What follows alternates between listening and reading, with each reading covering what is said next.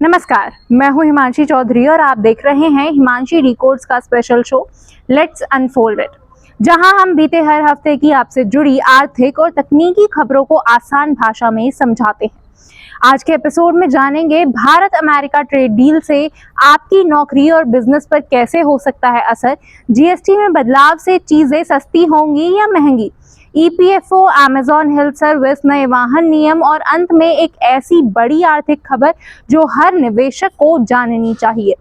चलिए विस्तार से चर्चा शुरू करते हैं वहीं से जहां दुनिया की दो ताकतें एक व्यापार समझौते की मेज पर आमने सामने बैठी हैं। भारत और अमेरिका के बीच एक नई ट्रेड डील की चर्चा जोरों पर है और इस बार वक्त कम है लेकिन दांव बहुत बड़ा। दरअसल 9 जुलाई से अमेरिका भारत समेत 57 देशों पर कुछ खास रेसिप्रोकल टैरिफ्स यानी जवाबी शुल्क लागू करने वाला है। इन जवाबी टैक्सों की नींव ट्रंप प्रशासन के दौरान रखी गई थी, जब 2018 में भारत पर 10% बेसलाइन टैरिफ लगाया गया। अब बाइडेन प्रशासन में अमेरिका इन्हें और 16% बढ़ाकर 26% तक ले जाने की तैयारी में है। इससे पहले कि ये टैक्स जमीनी स्तर पर लागू हो, भारत और अमेरिका की टीमें वॉशिंगटन में इस वक्त बैठकों में जुटी हैं ताकि एक अर्ली हार्वेस्ट डील तैयार हो जाए, यानी ऐसा आंशिक समझौता जो कम से कम मौजूदा विवादों को थाम सके और आगे के लिए एक बड़े कॉम्प्रहेंसिव फ्री ट्रेड एग्रीमेंट का रास्ता खोल सके। भारत की तरफ से इन वार्ताओं की अगुवाई कर रहे हैं वाणिज्य मंत्रालय के विशेष सचिव राजेश अग्रवाल और अमेरिकी पक्ष का नेतृत्व कर रही है यूनाइटेड स्टेट्स ट्रेड रिप्रेजेंटेटिव की टीम। अब सवाल उठता है, इन बैठकों का असली मुद्दा क्या है? कौन क्या चाहता है? भारत कह रहा है कि अमेरिका ने जो स्टील, एल्यूमीनियम, ऑटो पार्ट्स पर भारी शुल्क लगाया है उन्हें तुरंत हटाया जाए। अमेरिकी बाजार में हमारे एमएसएमई सेक्टर यानी micro, small and medium enterprises के लिए अधिक और प्राथमिकता वाला स्थान दिया जाए। और अमेरिका जिन देशों को एमएफएन यानी मोस्ट फेवर्ड नेशन के तहत 0 या बेहद कम टैक्स देता है, भारत के साथ भी वैसा ही रवैया अपनाया जाए। वहीं अमेरिका का कहना है कि भारत अब भी विदेशी कंपनियों के लिए अपने बाजार में ऊंचे आयात शुल्क बनाए हुए है, खासकर मेडिकल डिवाइसेस, ऑटोमोबाइल्स और एग्रीकल्चर प्रोडक्ट्स पर। अमेरिका चाहता है कि भारत इन टैरिफ्स को कम करे ताकि अमेरिकी सामान भारत में सस्ता और प्रतिस्पर्धी हो सके, और साथ ही कुछ पुराने व्यापार विवादों जो WTO यानी वर्ल्ड ट्रेड ऑर्गेनाइजेशन में अटके हुए हैं उन पर भारत समझौता करे, जैसे स्टील और एल्यूमीनियम पर अतिरिक्त शुल्क का मामला, जिसे अमेरिका पहले ही WTO में चुनौती दे चुका है। यानी दोनों देश चाह रहे हैं एक दूसरे के बाजार के दरवाजे थोड़े और खुले, लेकिन शर्तें अब आपसी भरोसे और लाभ पर टिकी हैं। अब आप पूछेंगे इस सब का आपसे क्या लेना देना? वाणिज्य मंत्रालय के मुताबिक 2024-25 में भारत ने अमेरिका के साथ 41.18 बिलियन डॉलर का मर्चेंडाइज ट्रेड सरप्लस दर्ज किया। सरल भाषा में कहें तो भारत और अमेरिका के बीच व्यापार में भारत का पलड़ा भारी रहा है। भारत ने अमेरिका को जो सामान बेचा है वो उससे कहीं ज्यादा है जो उसने अमेरिका से खरीदा, और यही कहलाता है ट्रेड सरप्लस। तो याद रखिए, अमेरिका भारत का सबसे बड़ा एक्सपोर्ट मार्केट यानी निर्यात बाजार है। अगर ये डील होती है तो भारत और अमेरिका का व्यापार 2030 तक 500 बिलियन डॉलर तक पहुंच सकता है। इससे हमारे एमएसएमई यानी छोटे उद्योगों को नए ऑर्डर मिल सकते हैं, स्टार्टअप्स और टेक कंपनियां अमेरिका के साथ जुड़ सकती हैं, और जो यंग प्रोफेशनल्स अमेरिका में काम करने का सपना देखते हैं उनके लिए भी रास्ता और साफ हो सकता है। लेकिन अगर बात बिगड़ती है तो भारत को भारी निर्यात घाटा झेलना पड़ सकता है। हमारे उत्पाद अमेरिकी बाजार में महंगे पड़ेंगे और इसका असर नौकरियों से लेकर कारखानों तक में महसूस होगा। तो अगली बार जब आप सुने कि कोई बड़ी ट्रेड डील हो रही है तो उसे सिर्फ विदेशी नीतियों का मामला मत समझिए, उसके पीछे आपके घर की आमदनी, आपके बच्चों का भविष्य और इस देश की तरक्की की रफ्तार छुपी होती है। अब सप्ताह की दूसरी बड़ी खबर की तरफ बढ़ते हैं। आपकी हर बड़ी खरीदारी को लेकर सरकार एक बड़ा फैसला करने जा रही है। अब जब आप कार खरीदेंगे, कोल्ड ड्रिंक्स लेंगे या 1000 रुपए से ऊपर की शर्ट पहनेंगे तो आपके जीएसटी बिल में बदलाव साफ दिखेगा। जी हाँ, केंद्र सरकार अब कंपेंसेशन सेस को पूरी तरह खत्म करने की तैयारी में है और इतना ही नहीं, सरकार अब जीएसटी के मौजूदा टैक्स ढांचे को भी सरल और सीधा बनाना चाहती है। 12% वाला टैक्स स्लैब पूरी तरह हटाया जा सकता है। कुछ चीजों को सस्ता किया जाएगा और कुछ को महंगा, लेकिन मकसद है कि टैक्स का सिस्टम आम आदमी की समझ में आए। अब आप सोच रहे होंगे ये कंपेंसेशन सेस आखिर होता क्या है और 12% टैक्स स्लैब का क्या मतलब है। तो आइए इस पूरी खबर को आपको तसल्ली से समझाते हैं। वन नेशन वन टैक्स के नारे के साथ 2017 में जीएसटी यानी गुड्स एंड सर्विस टैक्स लागू किया गया था। जीएसटी के आने से पहले हर राज्य में अपने अपने टैक्स थे, VAT, entry tax, entertainment tax, service tax और ना जाने क्या क्या। इससे होता ये था कि एक ही सामान पर अलग अलग राज्यों में अलग अलग रेट लगते थे। आम आदमी कंफ्यूज रहता था। जीएसटी ने इन सब टैक्सों को मिलाकर एक सिस्टम बना दिया जिसमें टैक्स दो हिस्सों में बटा। सीजीएसटी यानी सेंट्रल जीएसटी जो केंद्र सरकार को जाता है, एसजीएसटी यानी स्टेट जीएसटी जो राज्य सरकार को जाता है, और अगर आप एक राज्य से दूसरे राज्य में सामान भेजते हैं तो लगता है आईजीएसटी जो दोनों में बंटता है। अब ये तो बात हुई मुख्य जीएसटी की, लेकिन एक और टैक्स है जो आप पिछले 8 साल से देते आ रहे हो। इसे कहते हैं कंपेंसेशन सेस। अब सवाल उठता है, ये कंपेंसेशन सेस आखिर है क्या? जब जीएसटी आया तो कुछ राज्यों ने चिंता जताई कि उन्हें तो अब पहले जितनी कमाई नहीं होगी, तो केंद्र ने भरोसा दिलाया कि अगर नुकसान हुआ तो उसकी भरपाई की जाएगी एक खास टैक्स के जरिए, जिसे कहा गया कंपेंसेशन सेस। ये सेस कुछ चुनिंदा चीजों पर लगाया गया, जैसे बड़ी गाड़ियां, तंबाकू, पान मसाला और कोल्ड ड्रिंक्स। लेकिन क्यों? क्योंकि इन्हें सरकार लग्जरी या सिन गुड्स मानती है। तो एक एसयूवी पर 28% जीएसटी के ऊपर 22% कंपेंसेशन सेस और जुड़ जाता था। यह पैसा सीधे केंद्र के पास जमा होता था और इससे राज्यों को नुकसान की भरपाई की जाती थी। लेकिन अब केंद्र सरकार कह रही है कि ये व्यवस्था अब बंद होनी चाहिए। अब जीएसटी की अलग अलग दरों की बात करते हैं। जीएसटी को सरकार ने 4 मुख्य दरों में बांटा है। जरूरी चीजों जैसे खाद्यान्न, दवाइयों पर 5% जीएसटी लगता है। वो चीजें जो रोजमर्रा में तो हैं पर थोड़ी प्रोसेस्ड हैं, जैसे रेडीमेड कपड़े, टूथपेस्ट, दूध वाले ड्रिंक्स, उन पर लगता है 12% जीएसटी। वहीं रोज के इस्तेमाल की चीजें जो मास प्रोडक्शन से आती हैं, जैसे साबुन, शैम्पू, मोबाइल फोन आदि, उन पर लगता है 18% जीएसटी। तो वहीं लग्जरी और नुकसानदायक वस्तुएं जैसे एसी, बड़ी कारें, सिगरेट वगैरह पर 28% जीएसटी लगता है। अब सरकार चाहती है कि ये कंपेंसेशन सेस हटाकर इन सामानों का टैक्स सीधे जीएसटी के अंदर जोड़ दिया जाए, यानी कोई अलग सेस नहीं बल्कि एक ही जीएसटी दर में सब कुछ शामिल। उदाहरण के लिए मान लीजिए अगर पहले किसी गाड़ी पर 28% जीएसटी और 22% सेस लग रहा था, अब वो सीधा 50% जीएसटी में कवर हो सकता है।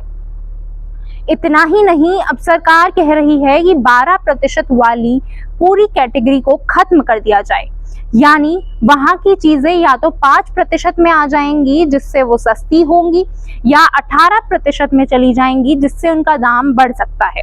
अब सोचिए 1200 रुपए की एक शर्ट जिस पर अभी 12% टैक्स लगता था, अगर वो 18% स्लैब में गई तो आपको 144 रुपए की जगह 216 रुपए टैक्स देना होगा।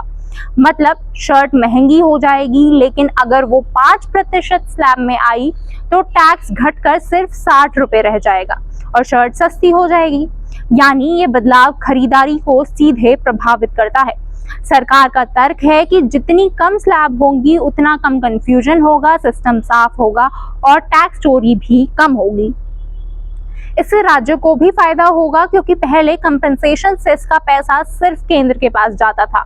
अब बढ़े हुए जीएसटी से राज्यों को भी हिस्सा मिलेगा और आम आदमी को भी बिल देखने पर समझ आ जाएगा कि क्या सही टैक्स लगा है। लेकिन ये सब तभी होगा जब सभी राज्य सरकारें इस प्रस्ताव को मान लें। जीएसटी काउंसिल की अगली बैठक जुलाई में होनी है, जहां ये मसला तय होगा। और अब बात उस खबर की जो सीधे तौर पर आपके, मेरे और देश के हर नौकरी पेशा इंसान से जुड़ी है। अप्रैल 2025 में ईपीएफओ से करीब 19 लाख नए लोग जुड़े हैं। सुनने में ये बस एक सरकारी आंकड़ा लगता है, लेकिन इसमें छिपा है देश की नौकरियों का हाल, युवाओं की सोच में आ रहा बदलाव और हमारी आर्थिक सुरक्षा की एक झलक। ईपीएफओ से जुड़े 19 लाख लोगों में से 8.5 लाख लोग ऐसे थे जो पहली बार ईपीएफओ से जुड़े, यानी उन्हें नौकरी मिली और उन्होंने अब भविष्य की बचत शुरू की। और 15.7 लाख लोग ऐसे रहे जिन्होंने नौकरी बदली लेकिन ईपीएफओ अकाउंट से पैसा नहीं निकाला, बल्कि उसे नई कंपनी में ट्रांसफर किया। ये जानकर आपको अच्छा लगेगा कि इनमें से करीब 58% लोग 18 से 25 साल के हैं, यानी युवा। अब सिर्फ जॉब नहीं, जॉब के साथ जुड़ी सिक्योरिटी भी समझ रहे हैं। अब सवाल उठता है, ईपीएफओ आखिर है क्या और इससे किसको फायदा मिलेगा? सीधे शब्दों में कहें तो एम्प्लॉइज प्रोविडेंट फंड ऑर्गेनाइजेशन एक सरकारी बचत योजना है जो नौकरी पेशा लोगों के लिए बनी है। इस योजना के तहत हर महीने नौकरी पेशा लोगों की सैलरी से एक हिस्सा कटता है और उतना ही हिस्सा नौकरी देने वाली कंपनी भी जोड़ती है। ये पैसा आपके नाम से सेव होता है और जब आप रिटायर होते हो, नौकरी छोड़ते हो या जरूरत में होते हो तो यह पैसा आपको ब्याज समेत मिल जाता है। कोई भी व्यक्ति जो प्राइवेट या सरकारी जॉब में है वह ईपीएफओ से जुड़ सकता है। अगर आपकी सैलरी 15,000 रुपए प्रति माह से कम है तो ईपीएफओ से जुड़ना जरूरी है। इससे ज्यादा स्टाइपेंड वालों के लिए वैकल्पिक है, लेकिन इससे जुड़ने में भलाई है क्योंकि इस पर जो ब्याज मिलता है वो बैंक एफडी से ज्यादा होता है। इससे रिटायरमेंट फंड मजबूत होता है, मेडिकल या इमरजेंसी में आंशिक निकासी की सुविधा भी होती है। इतना ही नहीं, ईपीएफओ से जुड़ते ही employees deposit linked insurance scheme के तहत आपको 7 लाख रुपए तक का बीमा कवर भी मिल जाता है, बिना कोई अलग फॉर्म भरे, बिना कोई एक्स्ट्रा पैसे दिए। इसके अलावा नौकरी बदलने पर फंड ट्रांसफर की सुविधा भी मिलती है। ईपीएफओ से न जुड़ने से आप वो पैसा खो देते हो जो आपकी कंपनी हर महीने आपकी तरफ से डालती है। आप यूएएन नंबर के जरिए अपना पूरा रिकॉर्ड ऑनलाइन भी देख सकते हैं। यानी ईपीएफओ कोई फॉर्मेलिटी नहीं, एक जिम्मेदारी है जो आपकी और आपके परिवार की आर्थिक सुरक्षा से जुड़ी है। तो अब जब अगली बार आपके घर में कोई नौकरी पर लगे या कोई नई जॉब ज्वाइन करे तो सिर्फ मिठाई मत बांटिए, पूछिए ईपीएफओ में नाम जुड़ा या नहीं। अब जरा नजर डालिए उस खबर पर जो सीधे राज्यों की नीयत और नीतियों की परीक्षा ले रही है। केंद्र सरकार ने राज्यों को अगली आर्थिक मदद देते हुए अब नया फॉर्मूला लागू किया है। पैसा मिलेगा लेकिन उसके साथ शर्त भी चलेगी। वित्तीय वर्ष 2026 के लिए केंद्र सरकार ने 1.5 लाख करोड़ रुपए का फंड तय किया है। राज्यों को कैपिटल एक्सपेंडिचर्स यानी इंफ्रास्ट्रक्चर प्रोजेक्ट्स के लिए लोन मिलेगा। सड़क हो, पुल हो, स्कूल हो या अस्पताल, जहां जहां विकास की जरूरत है वहां ये पैसा लग सकता है। राज्य सरकार को केंद्र से ये कर्ज 50 साल के लिए मिलेगा और वो भी बिना ब्याज के। यानी राज्य को पैसा तो तुरंत मिलेगा लेकिन चुकाने का दबाव अभी नहीं होगा। ये एक तरह से दीर्घकालिक आर्थिक राहत और जिम्मेदारी दोनों है, लेकिन इसमें एक बड़ा अगर जुड़ा हुआ है। केंद्र ने तय किया है कि इस फंड का 40% हिस्सा अब सिर्फ उन राज्यों को मिलेगा जो कुछ जरूरी सुधार करेंगे। बाकी 60% तो वैसे भी मिलेगा, लेकिन अगर राज्य सरकार उस 40% हिस्से तक भी पहुंचना चाहती है तो सरकार पूछेगी सुधार कितने किए। अब सवाल है कैसे सुधार, कहां सुधार? तो सोचिए, जब कोई राज्य किसी प्रोजेक्ट के लिए जमीन अधिग्रहण करता है और विवाद हो जाता है तो उसकी वजह होती है गैर पारदर्शी रिकॉर्ड्स। इसे ठीक करने के लिए अब जरूरी होगा कि जमीन के सारे रिकॉर्ड्स डिजिटल हों, पारदर्शी हों और कभी भी ऑनलाइन देखे जा सकें। आपने देखा होगा कई बार एक ही जमीन पर दो इमारतों की मंजूरी दे दी जाती है। अब नियम कह रहे हैं कि ऐसी मंजूरियों की प्रक्रिया सुधरे, बिल्डिंग बायलॉज बदलें और जमीन का सही इस्तेमाल हो। इसी तरह औद्योगिक इलाकों में सड़कें इतनी संकरी होती हैं कि सामान की ढुलाई में परेशानी होती है। इसलिए अब कहा गया है कि इन इलाकों में सड़क की चौड़ाई और आधारभूत ढांचे को व्यवहारिक बनाया जाए। इसके अलावा अन्य मामलों में भी सुधार की शर्त रखी गई है, जैसे किसान जब फसल का नुकसान बताता है तो सरकारी सर्वे और उसकी सच्चाई में अक्सर फर्क होता है। इसलिए अब सरकार चाहती है कि क्रॉप सर्वे भी डिजिटल हो, डेटा फॉर्म में हो और डीबीटी यानी डायरेक्ट बेनिफिट ट्रांसफर के जरिए मुआवजा सीधे किसानों के खाते में पहुंचे।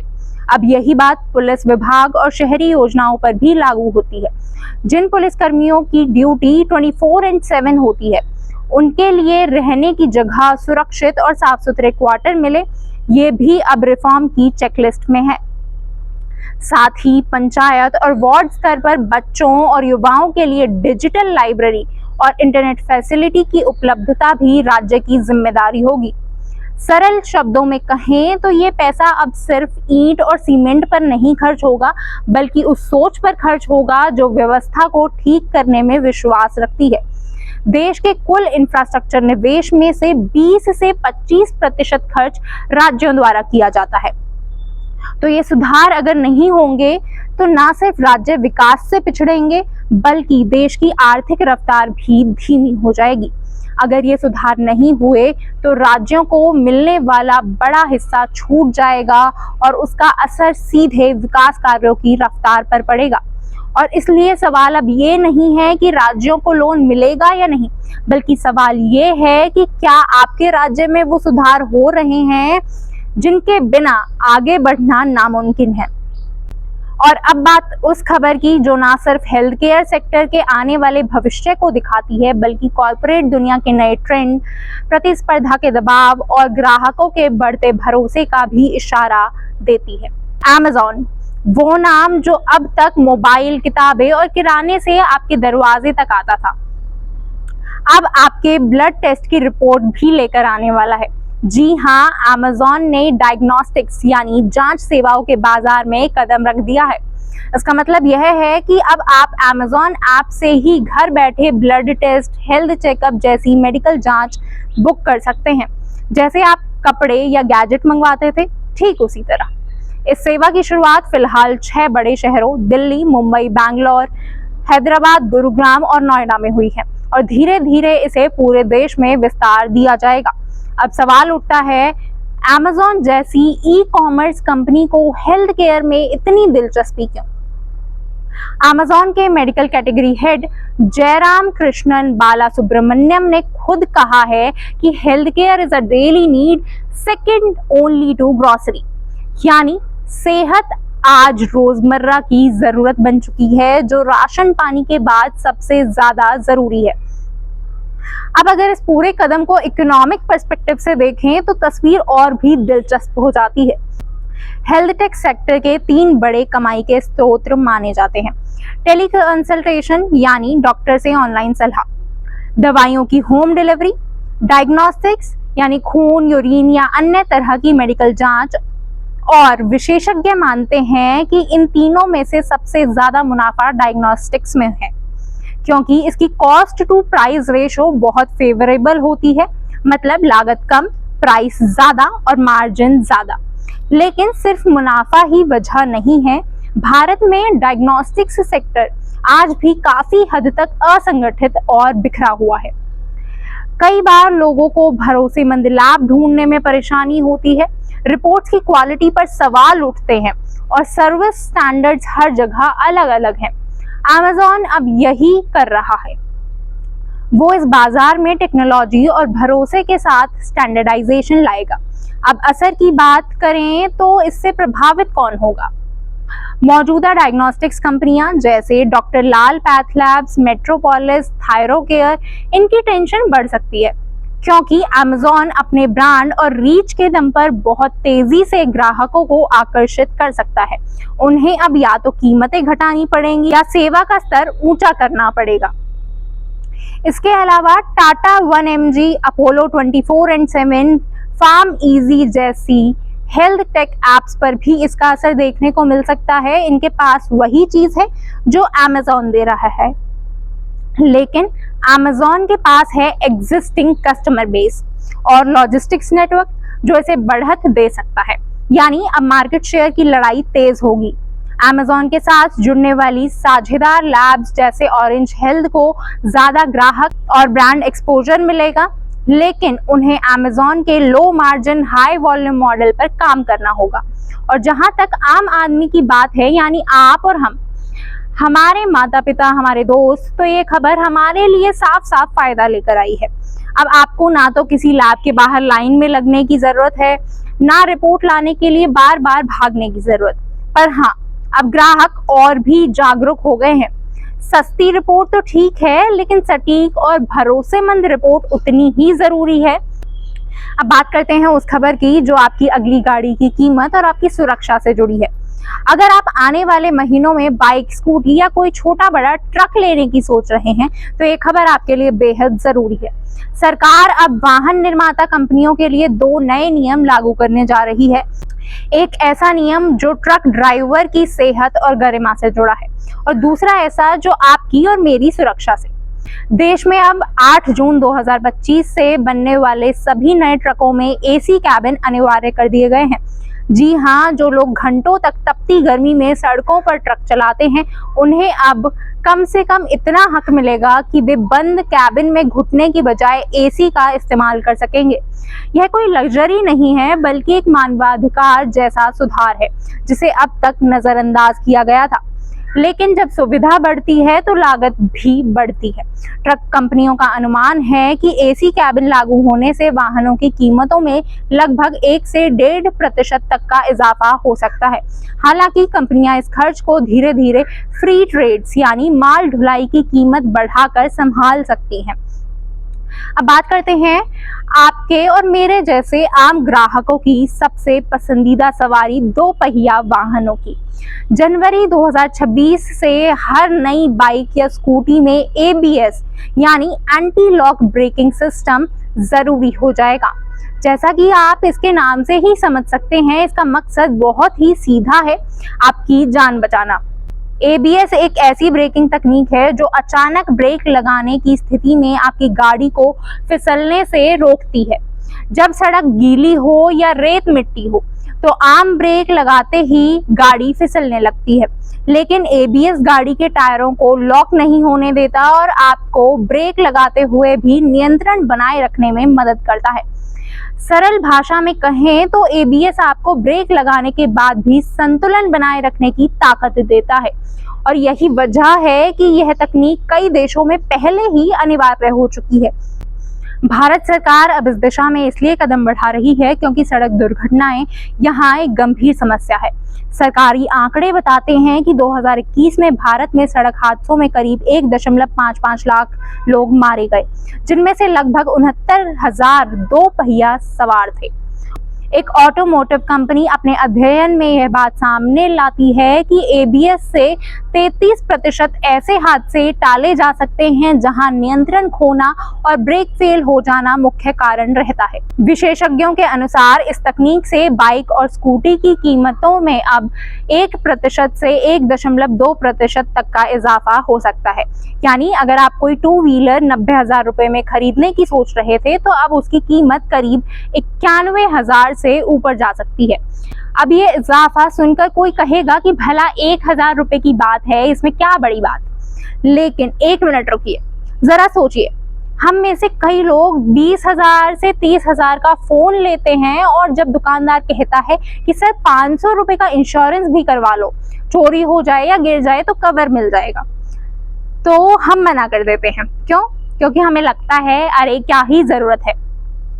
लेकिन जब वही फोन अगले महीने चोरी हो जाता है, तब समझ आता है कि 500 रुपए का इंश्योरेंस ना करवाकर हमने 25,000 रुपए गवा दिए।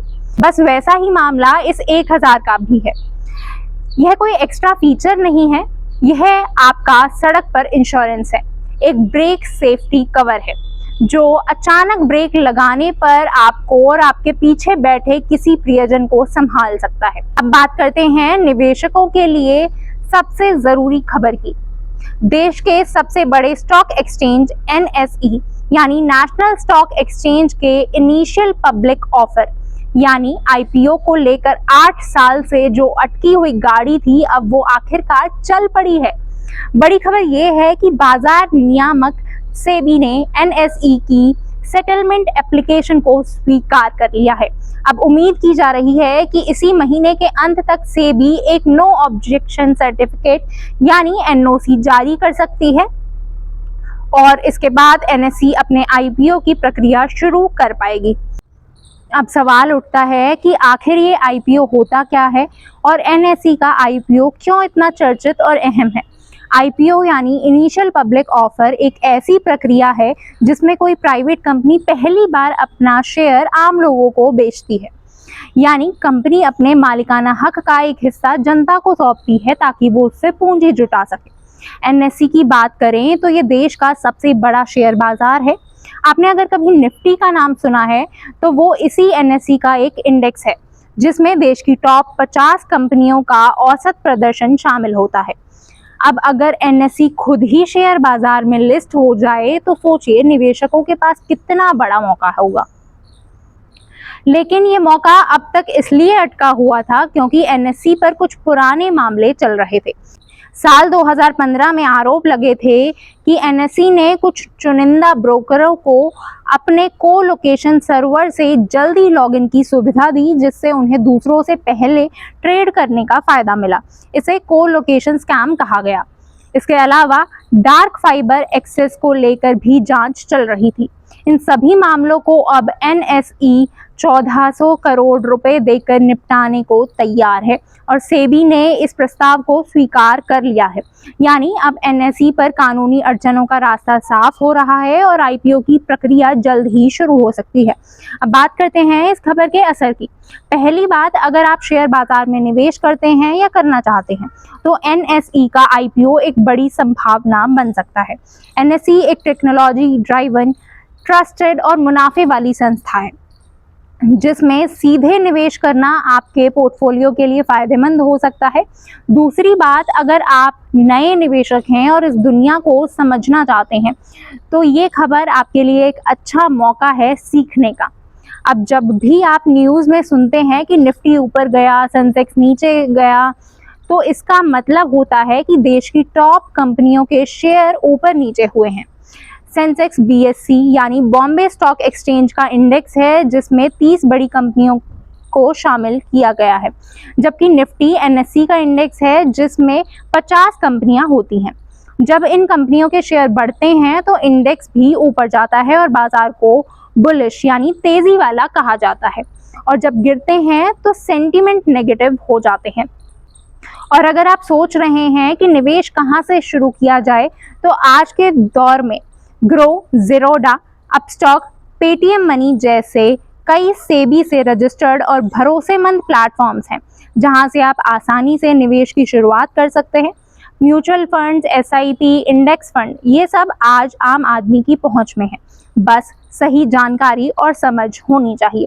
तो कुल मिलाकर एनएसई का आईपीओ आने वाला है, ये सिर्फ एक खबर नहीं बल्कि उन लाखों लोगों के लिए एक मौका है जो भारत की ग्रोथ स्टोरी का हिस्सा बनना चाहते हैं।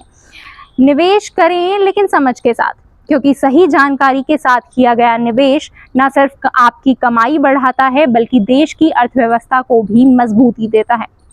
तो याद रखिए, हर बड़ी आर्थिक खबर जो हर बार अखबार की सुर्खी नहीं होती, वो कहीं ना कहीं आपके फैसले और आपकी ज़िंदगी के साथ साथ देश की दिशा से भी जुड़ी होती है। फिर मिलेंगे अगले एपिसोड में कुछ और उलझी खबरों को सुलझाने के लिए, सिर्फ हिमांशी डिकोड्स पर।